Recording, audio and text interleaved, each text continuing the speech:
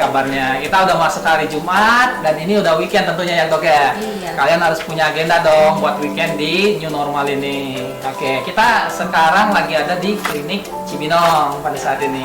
Nah, untuk kalian yang ada di daerah Cibinong dan sekitarnya, kalau misalnya kalian udah punya agenda buat Sabtu, Minggu, weekend besok, nggak ada salahnya dong untuk treatment ya kan, untuk apa namanya konsultasi ke dokter terkait masalah kulit kamu.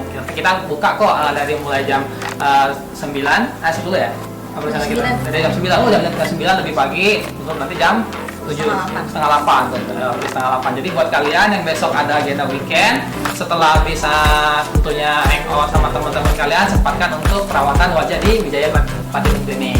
Oke, kita hari ini akan membahas soal problem yang sering banget nih dialami oleh baik itu remaja, orang tua, yaitu flek dan melasma dok. Yang tentunya kalau udah berbicara tentang flek nih, ini kena totol-totol bintik-bintik hitam nih di wajah nih.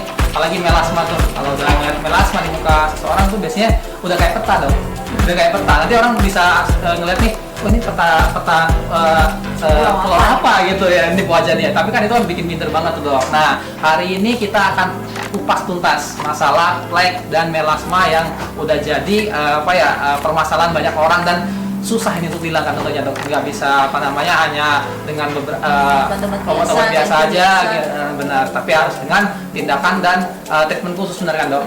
Oke, nah hari ini dari kemarin kita udah tanya beberapa Wijaya Lovers tentang flek dan melasma. Kita udah buka pertanyaan, udah ada banyak nih dok pertanyaan yang masuk dok. Oh, iya. Hari ini kita akan bacakan pertanyaannya buat kalian yang udah join. Tentunya kalian simak, jangan-jangan pertanyaan kalian yang kemarin sudah masuk dibacakan dan akan dijelaskan dengan Dr. Nancy. Oke, langsung saja kita akan masuk ke pertanyaan pertama nih. Dari Nur Isa. Oke, Nur Isa bertanya nih dok, katanya dok, apakah freckles atau bintik coklat itu berbahaya dok? Jelas tidak berbahaya ya. Jadi kalau freckles itu bintik-bintik kecoklatan, biasanya di area di atas diameternya kurang lebih 1 cm, tidak berbahaya. Cuman kalau jumlahnya sudah banyak ya sudah mengganggu kepercayaan diri ya. Jadi berkaitannya dengan estetika, tapi tidak berbahaya. Oke, pasti tidak berbahaya, tapi lama-kelamaan berarti bisa tambah banyak ya dok ya? Bisa tambah kalau banyak. didiamkan tuh. Oh, berarti untuk kalian pun jangan anggap sepele kalau memang dia nggak berbahaya, tapi kalau didiamkan berpotensi dok nanti tambah banyak dan mempengaruhi penampilannya dok. Iya, bisa tambah banyak dari sedikit, lama-lama jadi banyak. Oke, baik tuh pertanyaannya udah dijawab tuh. Baiknya sih kalau bisa ditanggulangi dari sekarang ya dok ya, karena sebelum terjadi hal yang lebih mengganggu penampilan, lebih baik mumpung dia masih dikit langsung diatasi benar. Oke, lanjut ke pertanyaan selanjutnya dari Nindya Adisha. Halo Nindya Adisha, apakah krim retinoid dan serum vitamin C dosis tinggi itu bisa mengatasi freckles? Oh, masih pertanyaan yang tadi tentang bintik coklat nih. Kalau misalnya retinoid vitamin C dosis tinggi lebih mengatasi, kalau menghilangkan total mungkin tidak ya, tapi kalau menipiskan ya bisa membantu. Tapi kalau freckles lebih baik di treatment di laser. Kalau di treatment yang bentuknya oles-oles itu ya topikal, ya lebih menipiskan mungkin bisa ya, menipiskan bisa. Oke, baik. Berarti buat tadi pertanyaannya tadi berarti udah tahu ya bahwasanya ini sifatnya itu hanya untuk menipiskan aja ya, memudarkan lah ya. Iya, memudarkan. Tapi tidak bisa menghilangkan secara penuh. Iya. Oke, sudah tahu kan? Berarti lebih baik kalau memang terjadi fleknya itu memang sudah banyak dan terasa memang nggak bisa lagi diatasi dengan obat-obatan topikal seperti kata dokter Nancy tadi, lebih baik dikonsultasikan ya dok ya, supaya untuk mendapatkan tindakan lanjutan. Oke, baiklah. Terus lanjut ke pertanyaan selanjutnya dari Nia Azila. Makanan dan pola hidup apakah berpengaruh dok terhadap tadi freckles tadi? Kalau makanan sih saya rasa tidak ya. Makanan tidak ada kaitannya. Tapi kalau pola hidup ya ada. Misalnya pola hidup yang salah satunya adalah banyaknya terkena paparan panas matahari. Misalnya dalam pekerjaan bisa banyak kena panas matahari atau olahraga pada siang hari gitu ya berjam-jam. Apalagi tidak menggunakan sunblock atau tidak menggunakan tanduk surya. Itu bisa memperparah banyaknya freckles semakin banyak. Oh begitu. Oh berarti ini kan sekarang lagi new normal nih dok. Orang kan lagi beramai-ramai nih dok, pakai gowes, pakai sepeda nih kan.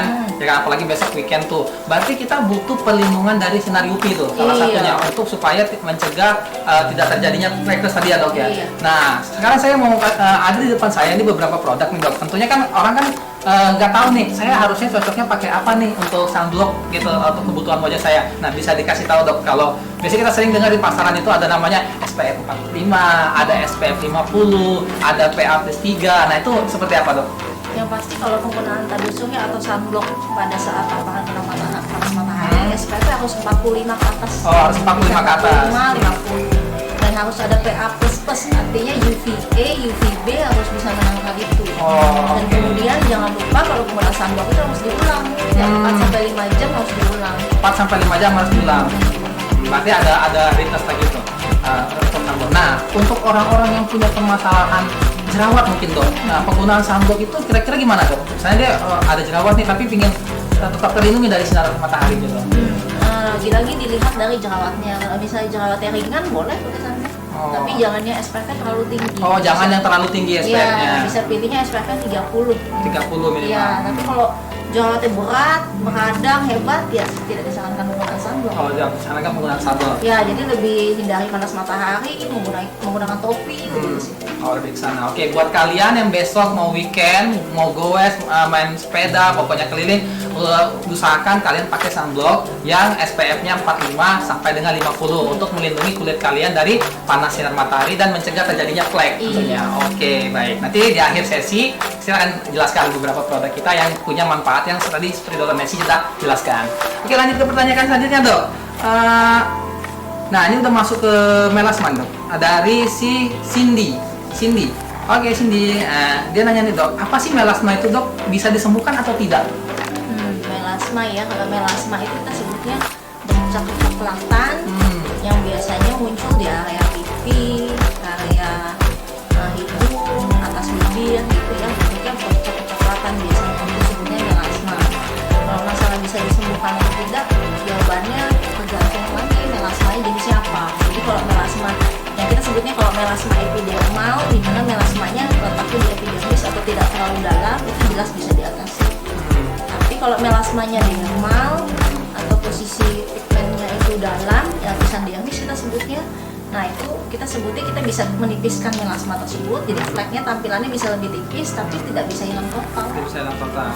Nah, kira-kira dok, kalau misalnya dilakukan treatment, pasti tindakannya pasti merupakan treatment ya dok ya, bukan menggunakan obat. Nah, kira-kira berapa lama tuh dok prosesnya dok, dari dia mulai bisa dipudarkan tadi kan, atau sampai yang tadi parah banget bisa menjadi lebih tersamarkan gitu. Kira-kira butuh berapa lama tuh dok? Ya, bervariasi lagi, bisa paling pendek 2 minggu, paling lama 3 bulan. Oke, 2 sampai 3 bulan ya berarti ya. Tapi ya tentunya untuk 2-3 bulan itu kan setidaknya kalau memang sudah mulai memudar, dia tidak akan lebih parah kondisinya di kemudian hari kan dok? Oh ya tidak. Benar. Jadi saya kata orang kan kayak gini, aduh saya takut nih abis treatment malah tambah gosong gitu kan istilahnya, ada orang bilang kayak gitu ya kan. Tapi ini enggak kan dok? Tidak. Oh enggak. Oke, baik, udah terjawab tadi ya pertanyaannya. Terus kita lanjut ke pertanyaan selanjutnya nih. Nah ini dari Lydia ya, oh dari Mbak Lydia. Oke, dari Mbak Lydia bertanya nih, rentang usia berapa sih dok bisa kena melasma? Tuh, dia nanya nih rata-rata ya usianya nih kapan ya udah mulai bisa kena melasma? Kalau melasma itu sendiri kan biasanya pada umumnya terjadi karena konsumsi dari pil KB, KB gitu ya. Yeah. Biasanya kira-kira usia-usia yang banyak menggunakan KB ya. Masih sudah menikah? 38 ya, tentu sudah menikah 38 ke atas biasanya jadi dipakai. Oke, berarti untuk bisa dikatakan juga dia udah masuk aging juga ya, maksudnya udah masa-masa yang udah apa namanya udah mulai menua gitu maksudnya. Iya, udah gitu ya. Malah kalau menopause lebih ini lagi. Oh, untuk penderita menopause malah lebih cepat lagi. Oh, 50 ya, 48 50 bisa ini lagi. Oh, oke. Baik, untuk kalian nih yang udah menikah tentunya ya yang sering mengkonsumsi obat-obatan ya terutama pil KB itu pasti akan mengalami hal-hal yang sifatnya tadi kita Nancy bisa terjadinya melasma. Jadi untuk ibu-ibu nih kalau memang terjadi melasma di wajah dan ibaratnya itu sudah menjadi bercak yang mengganggu penampilan, alangkah lebih baiknya segera diatasi sebelum terjadi lebih lebar ya dok.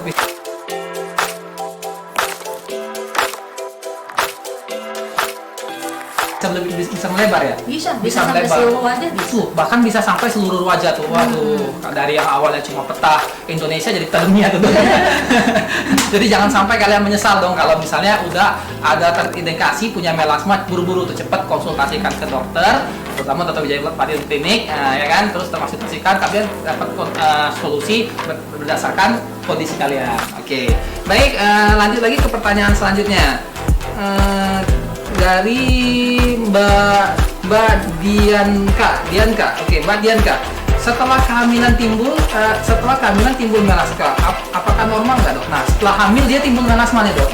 Nah, ini gimana dok?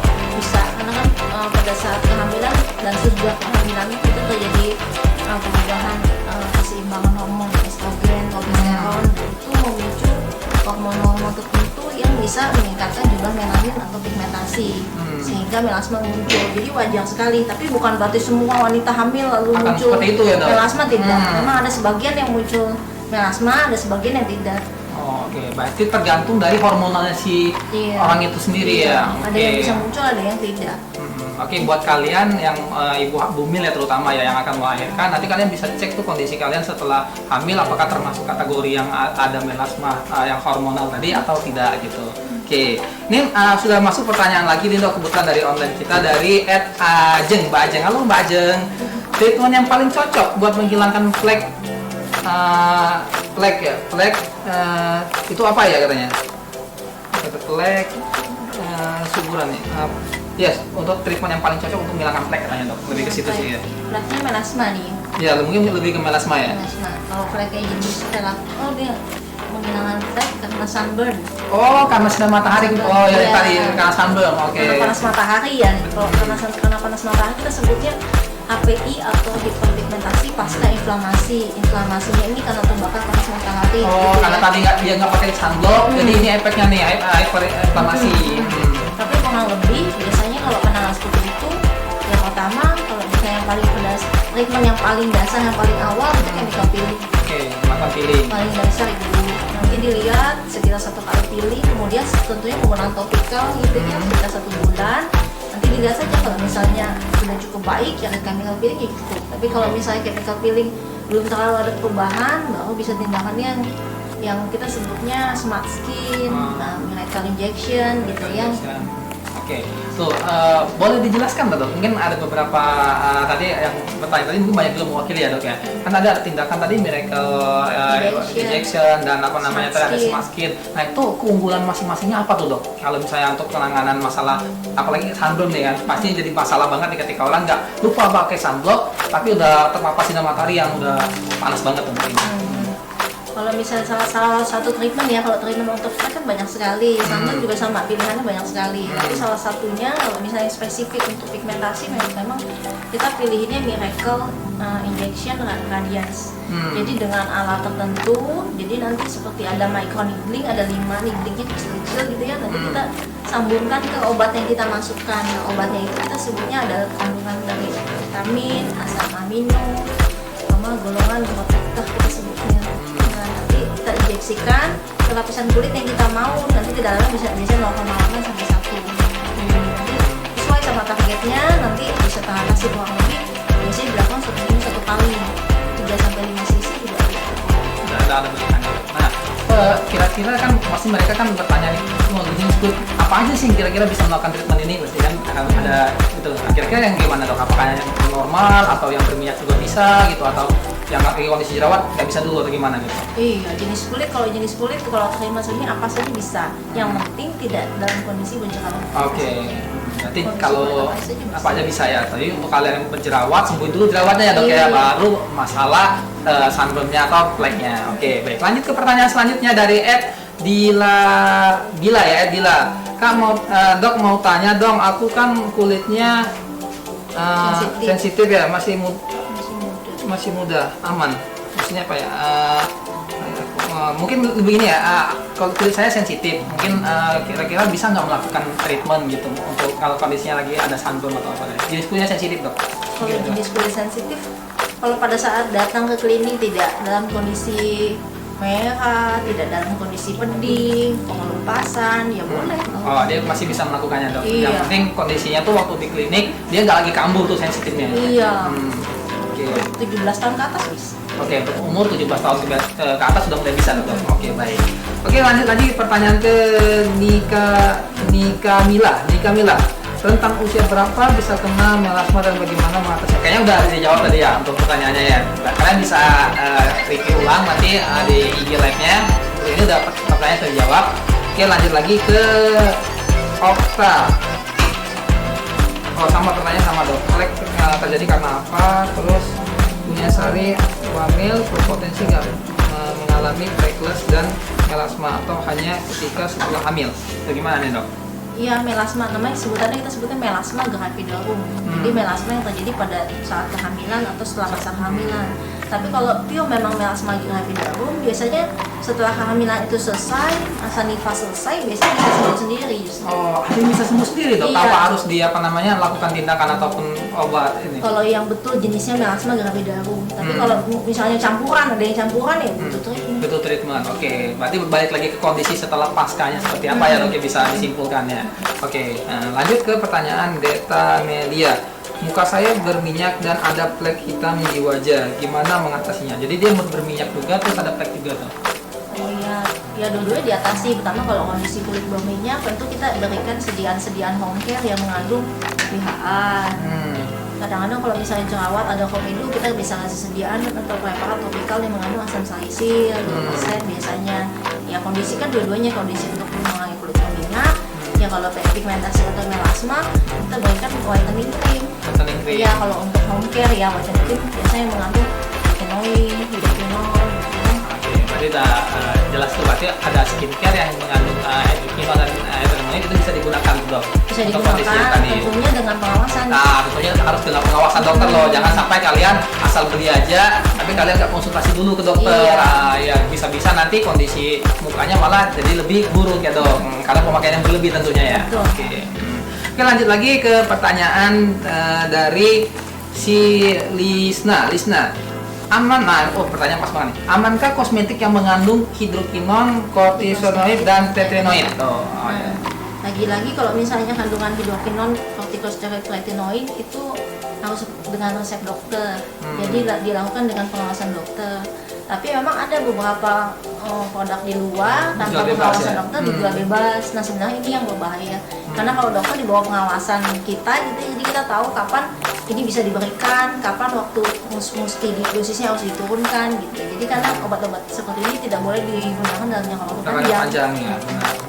Jadi untuk kalian lebih baik apapun itu kondisinya harus dikonsultasikan dulu, karena kalau kalian beli dari luar pasti itu akan beresiko banget ya dok ya tentunya. Iya. Kalau di bawah pengawasan dokter bisa tuh mengatakan oh kayaknya udah nggak cocok lagi harus dihentikan gitu, atau misalnya pemakaiannya harus dikurangin, ya dosisnya harus dikurangin.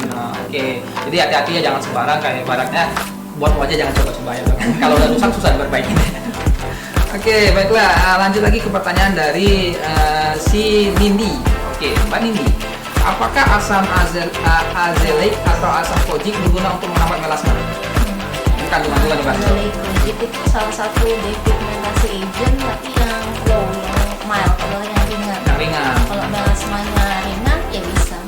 Jadi kalau misalnya makanya itu kalau konsultasi ke dokter, kalau melasmanya ringan kita kasih yang kayak gini, azelaic, kojic, arbutin. Jadi golongan-golongan yang nggak perlu menggunakan hidroquinone. Iya. Nah, kalau dosisnya udah mulai, kalau misalnya melasmanya sedang atau berat, baru kita kasih hidroquinone, retinoid. Oke, balik lagi. Pokoknya kalian harus konsultasikan dulu. Jangan coba-coba pakai produk sembarangan, apalagi yang dijual bebas dengan kandungan yang tadi sudah disebutkan dok ya. Banyak. Kalian mungkin berpikirnya nggak usah ke klinik, saya kayaknya pas nih kondisi wajah karena agak berat, terus pakai hidroquinone sembarangan. Jangan, itu bisa membuat kondisi wajah kalian jadi lebih parah di kemudian hari. Oke, jadi untuk Ujaya Lovers tetap hati-hati dalam penggunaan kosmetik dan obat-obatan untuk mencegah flek ataupun melasma. Lanjut lagi ke pertanyaan selanjutnya adalah dari hampir sama nih dengan si Nita. Nita bertanya nih dok, saya punya sunspot. Kira-kira sunblock yang bagus untuk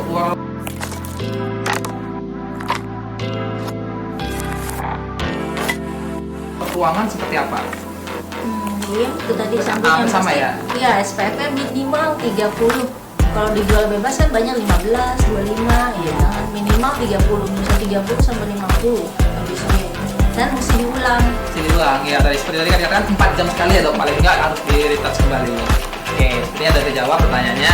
Terus lanjut lagi ke pertanyaan dari Mbak Lila bertanya nih Mbak, saya tuh pernah mengkonsumsi obat-obatan tertentu, tiba-tiba muncul flek di wajah, bagaimana cara mengatasinya? Yang paling pertama ya obat-obatan tersebut dihentikan. Kecuali kalau obat-obatan itu memang diperlukan ya untuk kondisi mediknya ya, tertentu ya, itu mau nggak mau ya obat tetap digunakan, ya pengobatan flek juga berjalan. Tapi kalau obat itu sudah tidak digunakan, misalnya KB, ya kalau memungkinkan KB-nya ganti IUD, ya silakan. Tapi kalau tidak memungkinkan, ya udah KB-nya tetap dilanjutkan, pengobatan fleknya tetap berjalan juga. Oh, jadi sebenarnya kalau memang obatnya itu jadi kebutuhan, dia bisa bersamaan ya dok, antara mengkonsumsi obat-obatan tersebut dan mengobati melasmanya tadi ya? Iya bisa. Oke, baik. Oke, lanjut lagi ke pertanyaan dari oh ini kayaknya laki-laki nih, dari Mas Andi, Mas Andi. Oke, Mas Andi tanya nih, saya penderita diabetes, tapi punya masalah melasma, bisa nggak di treatment? Oh, dia penderita diabetes nih dok. Ya bisa ya kalau obat. Kalau diabetes apa yang kita takuti itu kan, kalau diabetes itu pemulihan lukanya yang lama, ya proses regenerasi lama. Sedangkan treatment yang kita lakukan tidak invasif kok. Kalau melasma kita nggak terlalu invasif, tidak menimbulkan luka, jadi aman-aman saja. Oke, berarti dilakukan hanya di lapisan kulit yang memang nggak terlalu dalam ya dok ya, tentunya. Jadi pendarahannya pun bisa diminimalisir ya dok. Benar. Oke, berarti tapi tetap harus dikonsultasikan dulu seperti apa kondisi penderita diabetes tersebut sebelum melakukan treatment tentunya. Oke, lanjut ke pertanyaan dari Mbak Ana. Jenis-jenis treatment apa aja yang bisa dipakai untuk memudahkan flek dan mengatasi melasma? Jenis treatmentnya dok katanya dok. Kalau jenis treatmentnya ya, jenis treatment untuk memudahkan flek banyak sekali. Dari yang awal misalnya chemical peeling. Kalau chemical peeling kan metodenya pakai pengelupasan.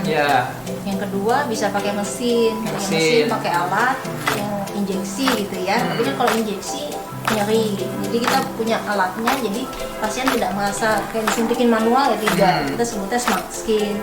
Habis smart skin kita ada juga miracle injection. Tadi yang saya sebut miracle radiance injection. Jadi intinya gimana caranya kita pakai alat supaya kita bisa deliver obat, bisa masuk ke targetnya pada saat ini. Oke, lanjut lagi ke pertanyaan. Ini dari Mbak Dianas. Oke, Mbak Dianas, skincare rutin apa yang bagus untuk mengatasi flek? Oh, jadi yang pemakaiannya rutin nih dok, yang aman tentunya untuk mengatasi flek skincare. Yang paling utama tentu tabir surya. Kan flek bisa dilupakan kalau kita panas matahari. Tabir surya yang cukup ya, sudah 30 minimum. Yang kedua, karena flek itu terjadi karena salah satunya karena proses penuaan, ya tentu kita mesti kasih anti aging cream. Oke, ada anti aging creamnya. Bisa Viten, VC, Asasi gitu ya, ekstra.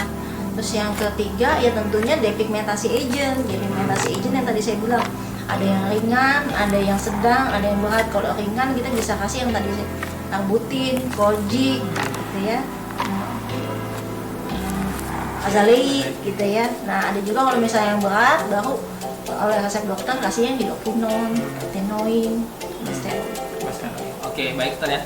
Kalau untuk rutinitas hariannya seperti yang tadi disampaikan, kalian harus pakai sunblock ya kan. Terus butuh juga perawatan anti aging tentunya dok ya. Oke, supaya tetap ibaratnya memang kalau misalnya sudah ada flek harus disembuhkan, tapi lebih baik juga mencegah juga ya dok. Iya, dok. Dengan kebiasaan itu penggunaan skincare yang tepat sesuai dengan aktivitasnya kita. Oke, baik. Lanjut ke pertanyaan dari Mbak Uci nih. Saya termasuk remaja ya, mungkin usia rentang 20 tahun ke bawah. Terus skincare yang aman untuk kulit di usia itu yang seperti apa katanya dok? Untuk anak yang di bawah 20. Kondisinya berjalan atau tidak? Sepertinya katanya ada makanya flek mungkin ya, ada hitam-hitam kali. Flek, tapi masih muda gitu ya. Masih muda. Kalau muda udah muncul flek biasanya lebih ke genetik. Oh, genetik. Oh ya, bisa juga pakai keturunan. Kalau kulit putih biasanya atau juga keturunan memang suka ada flek ya. Kalau usianya masih muda, kalau saya sih prefer pertama sampai ketemu mesti digunakan, SPF tinggi sampai 50 nggak masalah. Yang krim malam atau penggunaan home care-nya gitu ya. Itu lebih pilihnya ke yang Arbutin, Kojic, kalau kita brightening, krim gitu. Oke, baik. Walaupun kondisinya, berarti bisa jadi dia faktor apa namanya memang genetik ya dok ya. Kalau di usia muda ternyata udah muncul tanda-tanda seperti yang tadi flek ya, yang memang pada dasarnya lebih banyak dialami oleh orang-orang yang usianya udah lebih tua. Oke. Baik, lanjut lagi pertanyaan dari Sitianiasa, dok. Secara agar muka tidak berminyak, bagaimana ya dok? Mungkin perawatannya kali ya, supaya mukanya nggak berminyak gitu. Perawatan supaya tidak berminyak ya, kalau menekan aktivitas kelenjar sebasea ada kita namanya smart skin oily, dimana kita memasukkan obat tertentu untuk mengurangi aktivitas kelenjar sebasea. Gitu. Kalau untuk kulit berminyak kan memang sudah tipenya. Jadi kalau tipe itu kalau bisa berminyak ada yang berminyaknya ringan, sedang, berat.